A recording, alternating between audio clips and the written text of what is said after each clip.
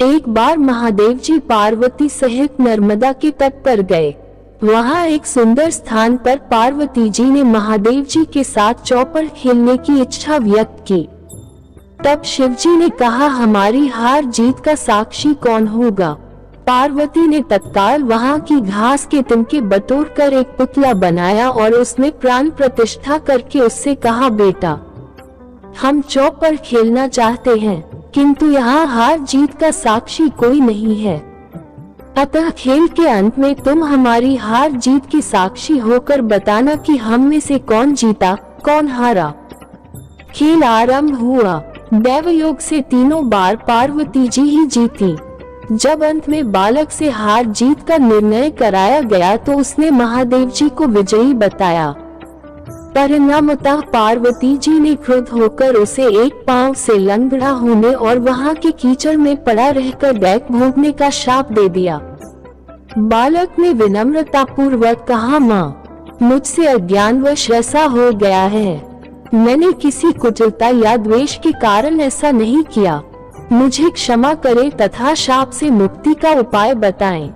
तब ममता रूपी माँ को उस पर दया आ गई और वे बोली, यहाँ नाग कन्याएं गणेश पूजन करने आएंगी। उनके उपदेश से तुम गणेश व्रत करके मुझे प्राप्त करोगे।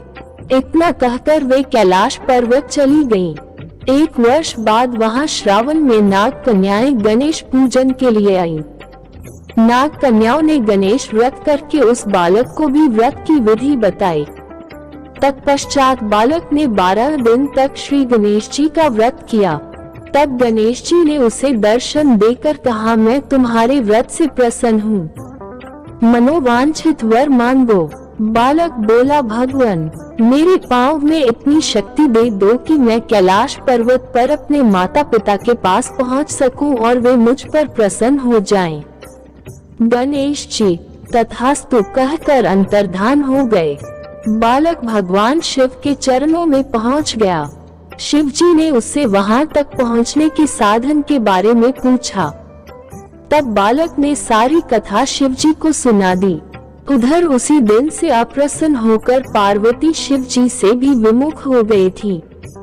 तदुपरांत भगवान शंकर ने भी बालक की तरह 21 दिन पर्यंत श्री गणेश का व्रत किया, जिसके प्रभाव से पार्वती के मन में स्वयं महादेव जी से मिलने की इच्छा जागृत हुई। वे शीघ्र ही कैलाश पर्वत पर आ पहुंची।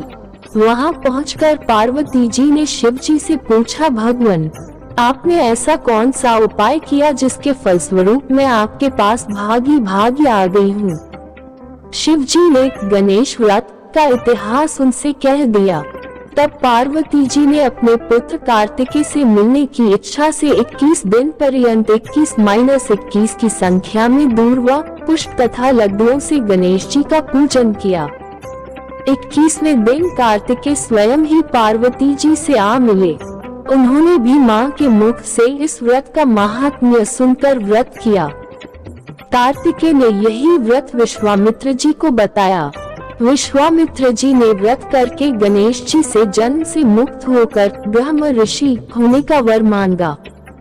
गणेश जी ने उनकी मनोकामना पूर्ण की। ऐसे है श्री गणेश जी जो सबकी कामनाएं पूर्ण करते हैं। दूसरी कथा। एक बार महादेव जी स्नान करने के लिए भोगावती गए। उनके जाने के पश्चात पार्वती ने अपने तन के मैल से एक पुतला बनाया और उसका नाम गणेश रखा। पार्वती ने उससे कहा, हे पुत्र, तुम एक मुगदल लेकर द्वार पर बैठ जाओ। मैं भीतर जाकर स्नान कर रही हूँ। जब तक मैं स्नान न कर लूं, तब तक तुम किसी भी पुरुष को भीतर मत आने देना। भोगावती में स्नान करने के बाद जब भगवान शिव जी आए तो गणेश जी ने उन्हें द्वार पर रोक लिया। इससे शिव जी ने अपना अपमान समझा और क्रोधित होकर उनका सिर धड़ से अलग करके भीतर चले गए। पार्वती ने उन्हें नाराज देखकर समझा कि भोजन में विलंब होने के कारण महादेव जी नाराज हैं।